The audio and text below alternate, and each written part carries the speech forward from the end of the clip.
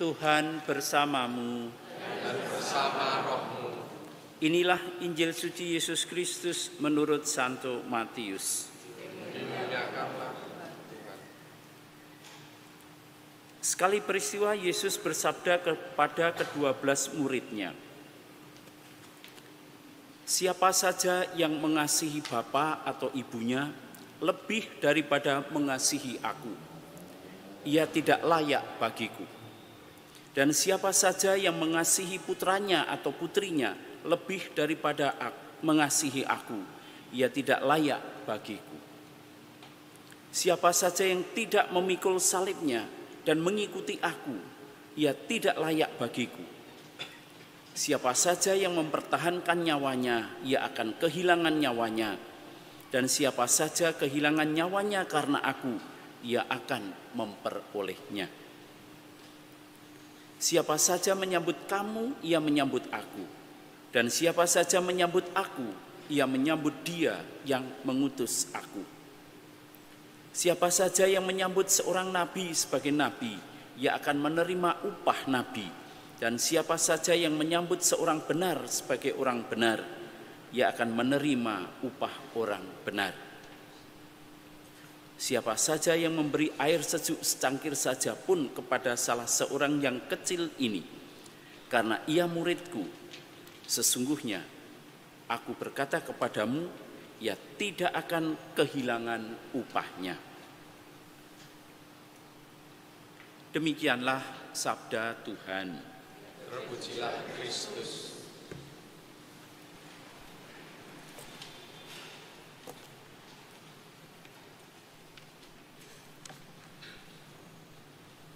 Sesungguhnya aku sudah tahu bahwa orang yang selalu datang kepada kita itu adalah abdi Allah yang kudus.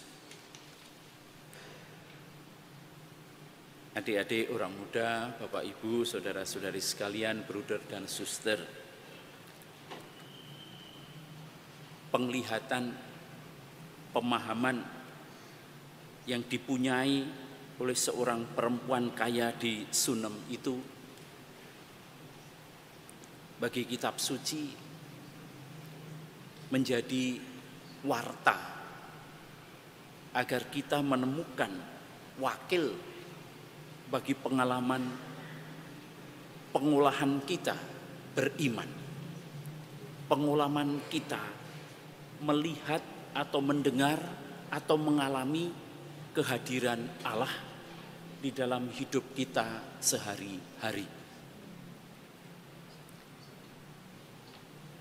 Jadi pengalaman apa yang dialami oleh perempuan ini bersama Nabi Elia menjadi pembuka bagi perjalanan pencerahan jiwa kita menemukan kebersamaan wajah Allah di dalam kehidupan, di dalam peristiwa harian yang biasa kita alami.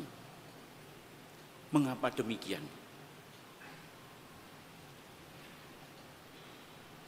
Sunem tidak disebut sebagai tempat khusus, tetapi menjadi wakil bagi tempat keberadaan kita masing-masing. Bisa saja menjadi rumah kita masing-masing. Dan Nabi Elisa yang dalam perjalanan kita temukan, ia ada di depan rumah kita. Yang menjadi penting adalah bagaimana seperti seorang perempuan kaya yang mengundangnya Nabi Elisa itu, kita juga mempunyai kemampuan mata, telinga, panca indera batin kita menangkap kehadiran orang-orang kudus Allah. Apa artinya orang kudus Allah? Adalah orang yang juga dalam kelemahannya tetapi dipilih Allah untuk mewartakan kekudusan Allah. Dan ia belajar, ia mencoba untuk hidup secara kudus pula. Ia belum tentu sungguh-sungguh tanpa kesalahan, biasa akan mempunyai kesalahan. Tetapi ia menampilkan kekudusan Allah yang ia temukan di dalam hatinya untuk dibagikan kepada orang lain. Dan itu kekudusan Allah pada orang-orang juga bisa kita alami pada saudara-saudari kita yang kita jumpai sehari-hari. Apa tanda-tanda orang kudus? Nah, ini dia. Mari kita amati. Tanda-tanda orang kudus itu apa? 1, orang yang rendah hati. 2, dia itu orang yang gembira meskipun menanggung kesusahan, meskipun menanggung penderitaan, tetapi akan tetap menampilkan kegembiraan. Dan orang kudus tidak akan berbicara bagi dirinya sendiri, tetapi dia akan berbicara, akan bertindak, akan membuat sesuatu demi Allah itu dialami oleh orang lain, dan agar orang lain itu mengalami, menemukan, merasakan kebaikan Allah.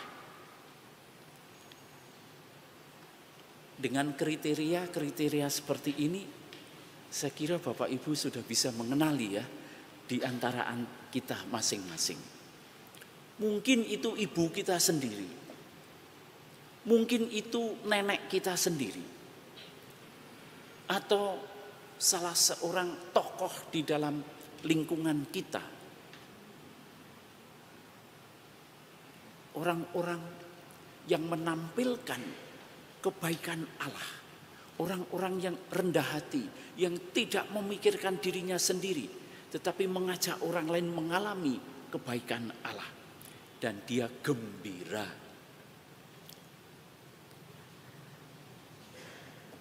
Di sebuah paroki seperti di sini juga, yang namanya putra-putri altar itu selalu menjadi tempat yang menyenangkan bagi anak-anak ya, SD, SMP, SMA, sebagai kegiatan, sebagai komunitas yang menyenangkan. Dan tidak hanya menyenangkan, yang indah sekali itu putra-putri altar itu, kalau dalam tangkapan saya,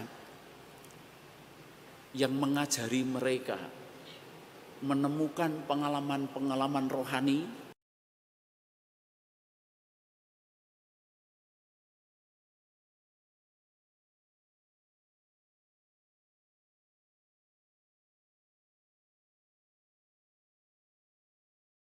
pada pengurus putra altar, karena anaknya itu beberapa kali tidak dijadwal. Begitu tahu bahwa anaknya tidak dijadwal, wah ini anak saya tidak boleh disentuh, lalu langsung menemui pengurus putra altar dan memarah-marahi. Tidak bisa, anak saya harus dipasang, anak saya itu orang baik di rumah itu, disiplin dan segala macam gitu ya. Padahal anaknya itu kalau dipacak datangnya telat, atau kadang-kadang tidak datang, atau tidak mengerjakan pekerjaan-pekerjaan komunitas.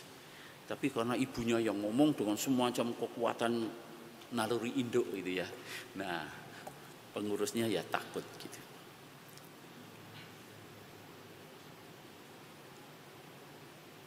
Kekudusan tidak ditampilkan dengan membela yang salah. Dan itulah yang juga kita temukan ketika Yesus mencoba mengajak para muridnya untuk mengasihi Yesus melebihi yang lain-lain. Yang kadang-kadang bagi kita kata-kata Yesus itu terasanya seperti sangat keras gitu ya. siapa saja yang mengasihi bapak atau ibunya lebih daripada mengasihi aku, ia tidak layak bagiku. Siapa saja yang mengasihi putranya atau putrinya lebih daripada mengasihi aku, ia tidak layak bagiku. Waduh, ngeri itu ya. Kalau kita menafsir, memahami Yesus adalah pribadi begitu saja, orang seperti ini. Tetapi menjadi kebenaran yang membebaskan kita kalau kita memahami Yesus adalah jalan, kebenaran, dan hidup. Ambil satu dulu, kebenaran. Kalau kita mencintai anak kita mati-matian sampai galaknya setengah mati, lebih galak dari Romo Mahar. Tetapi mengalahkan kebenaran tidak jalan. Kita bisa mencintai bapak ibu kita, tetapi kalau bapak ibu kita bela mati-matian padahal mereka koruptor, ya kita juga enggak jalan. Salah. Maka aku di sini mari kita pahami secara lebih luas. Yesus sebagai kebenaran. Kalau kita mencintai orang-orang siapapun mereka yang paling dekat kita pun, tetapi melebihi mencintai kebenaran, kita terpeleset. Dan itu tidak sampai pada pengalaman kedekatan kita dengan Tuhan. Nah, Bapak Ibu, saudara-saudari sekalian, mari kita mencintai Yesus justru dengan melaksanakan, menjalani hidup benar. Dengan demikian, mata batin kita juga akan terbuka melihat siapa yang benar itu, siapa yang dituntun ke arah kebenaran itu. Para nabi dan orang-orang yang menampilkan kekudusan Allah di tengah-tengah hidup kita sehari-hari. Lalu hidup kita juga menjadi ringan, hidup kita menjadi bahagia karena melihat, oh ya, orang ini berjalan di jalan yang benar. Oh iya, orang ini menampilkan kebahagiaan Allah dan aku tertarik untuk ikut ambil bagian di dalamnya. Dan orang kudus selalu akan memberikan ruang untuk menolong orang lain. Seperti perempuan kaya itu memberi tumpangan dan makan pertolongan apapun kepada orang-orang yang memang membutuhkan bantuan.